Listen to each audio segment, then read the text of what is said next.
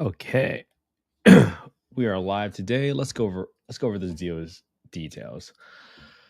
This is the deal 81801 South Louisiana Street in Amarillo, Texas 79106. There's a subto mortgage balance of $138,000, $173,000 for the purchase price. 3 bed, 2 bath.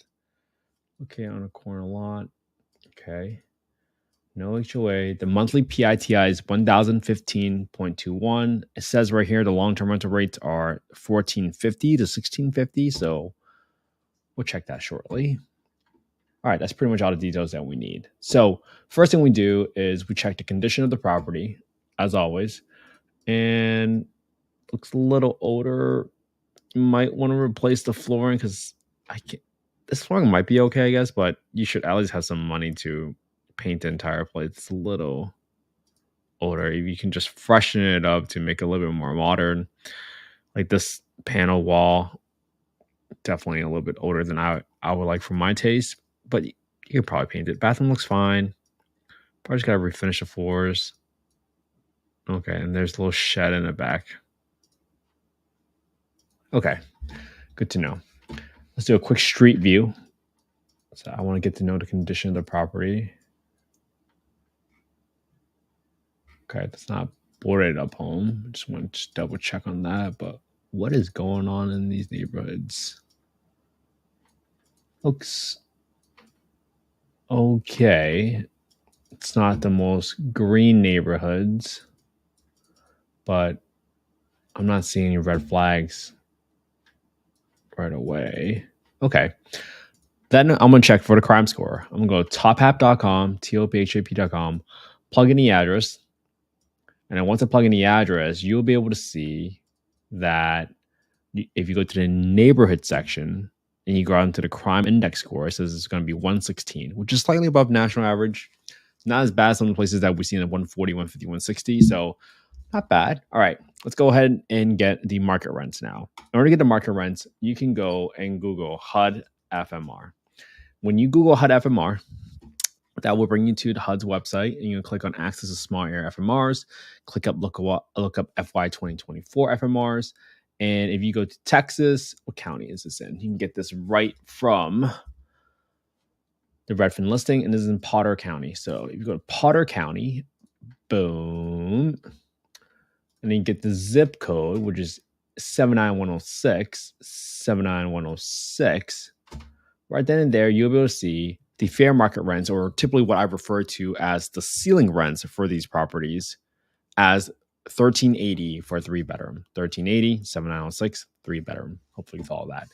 So now that I know that it's a ceiling rent, I have to go check what the market rents are. I go to affordablehousing.com and I go to the owner section, market rent estimator, plug in the address, plug in the bedroom count, and click get estimate. Now, what it's saying here is that for 1216, it's saying that for 25 units, so I can plug this a little bit over so you guys can see it. For 25 units within a 0.49 mile radius, so less than half a mile, the average rent for a 3-bedroom is $1,060. Now, that is much lower than what we saw as the fair market rents that we saw on HUD's website, right? And the reason why this is important is because there is a test. It's called the rent reasonableness test. The rent reasonableness test states that you cannot charge more rent to a tenant simply because they are a voucher holder. So when it says 1060, but your FMR is 1380, you can't charge 1380. You can only charge 1060. Maybe you can get 1100, but I would not bank on getting the full 1360. And that is the problem, right? That's a problem because you might have underwritten this property using 1380 because that's simply FMR. But had you not known about the rent reasonableness test, you would be grossly overestimating your rents, and in turn, grossly overestimating your bottom line profits, which could lead you to losing money. Now, then I checked the 4-bedroom rents, and you see that actually went lower. So there is no lift for renting a 3-bedroom property to a 4-bedroom property, because you can see that the average rent for a 4-bedroom property is $994, which is even lower than the 3-bedroom property. So that's not necessarily a good sign, and definitely tells you that it's not worth your investment to try to convert this 3-bedroom into a 4-bedroom, especially if that's $994. I'm gonna write all these details down because my partner already well aware of how I underwrite deals. So I'm gonna put that right in there. Now, for our rehab estimate, again, if you want to get a copy of the spreadsheet, just DM me your email on Instagram at investwithkenthe, and I can send this to you. I've been very fortunate to have been given these spreadsheets by other folks, and then just kind of modified it and update some pricing based on my experience of renovating some properties in other places. So I'm assuming there's no issues with the roof. I'm set aside $1,500 to repair the roof just in case there's any patching needed. Then I got some $500 to clean the landscaping for the property while I get it ready. I'm gonna assume that I need to paint the entire place. So 1748 times 3. I'm going to think I'm going to refinish the entire floor because it looks pretty beat up. So that's only $4 a square foot to just refinish everything. Assuming that was hardwood. I'm not even sure. I can double check later. But the whole point of this exercise is to determine whether or not this is even worth you spending more time to send someone to go out to the property and give you a bid, because good contractors are busy. They don't really want to mess around with people that don't know what they're doing, or if they figure out that you're just sending them to multiple properties, give multiple bids for properties that you'll never buy, chances are they'll stop picking up your phone call. Something that you don't want to do. So let's go through all the numbers for the deal. So this property is a 3.75% interest rate and a subto mortgage balance 138. So I put in 138 here, 3.75% right here, and the PITI is $1,015.21. So I'm gonna go to the property tax section, put in $1,015.21, and I'm going to subtract the principal and I'm going to subtract the interest. This way you don't burn so much time trying to get an exact number for your PITI, because you're just backing into it. You want to see roughly what the property taxes might be and insurance. And then I add an extra $35 to the insurance, because usually the insurance premium for a investment property is going to be higher than a primary residence property, which is typically what you see on these sub-2 loans. I got 10% for my war chest or maintenance. I got 10% for property management, and I got 3% for vacancy. After plugging my rent of $1,060, I'm gonna do $1,100 just to kind of round it up a little bit for easy numbers. This will result in a negative $203 cash flow a month. Negative 203, and that's a negative 4.2% cash on cash return, assuming a $173,000 rehab.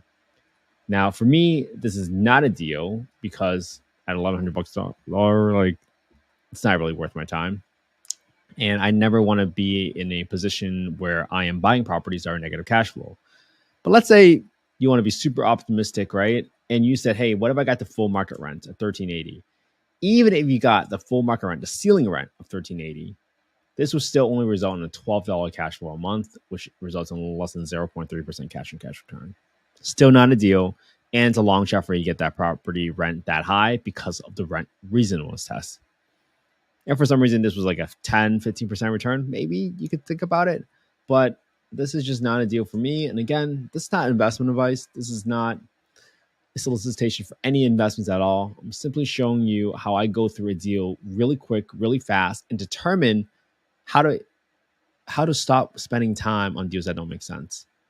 Now, if you looked at the live a few days ago, we talked about how to quickly rule out properties. This was on day 119.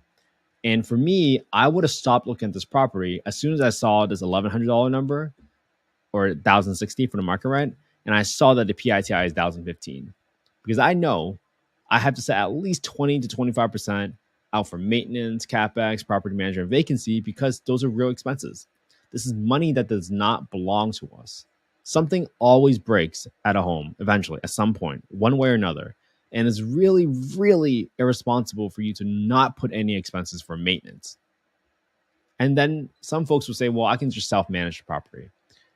Well, that's just not my style. I'm not saying that's not something you can do or can't do, but it's a personal choice. Maybe it's better for you if you're already a property manager. Maybe it's better for you if you are familiar with landlord tenant laws. But for myself, for our properties with my partners, we always underwrite with property management because one day at some point, some of us are not going to want to manage a property anymore. And if you don't underwrite with property management in place, then you have essentially bought yourself a job and you can't exit from the property. I mean, you can't exit from managing the property because you never underwrote the property with the property management number in there. And that's not going to be a good position to be in, to be forced to stay managing the property when really you might have entered real estate to be for chasing time freedom, financial freedom, whatever your goals are. Chances are you probably don't want to be answering calls for toilets. So something for you to keep in mind. And this is just something that we do every single day. Thank you so much for tuning in on a Tuesday. We have been going live for the past 122 days, analyzing a deal every single day. My goal is to analyze every single day with you guys. If you guys have properties that you want help taking a quick look at, make sure you DM me on Instagram at investwithkenthe. Happy to do this for the community members. Just remember, all I'm asking for is please start your own YouTube channel.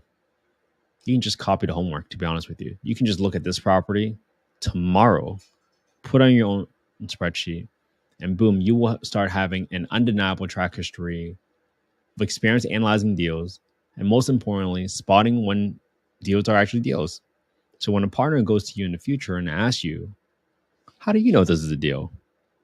You can point them to your own YouTube channel and say, well, I know this is a deal because I've looked at the past 100 deals, 365 deals, and they were all not deals. Would that give them more confidence? And would that give you more confidence that you know what you were doing? I hope so. I certainly hope so. Because I remember how scary it was when I was first analyzing deals and getting into real estate. And I just was so scared of losing money. But only after you analyze enough deals can you tell yourself that you probably know what you're doing. Chances are you can't be perfect, but you probably know what you're doing. And that might help you get over your analysis paralysis. So thank you so much for joining today. We're going to keep going live every single day. Today, it wasn't a deal, but hey, this is the implied work of real estate investing. In order for you to buy 10 deals, chances are you probably analyze 100 or 1,000 deals, whatever that number might be. But this is the implied work. So do it with me. And thank you for tuning in live. Thank you so much for caring about affordable housing. Without people like all of you, I would never have the home I grew up in. So thank you so much. I really appreciate your time. And we'll be back here again tomorrow. Have an amazing day, everybody.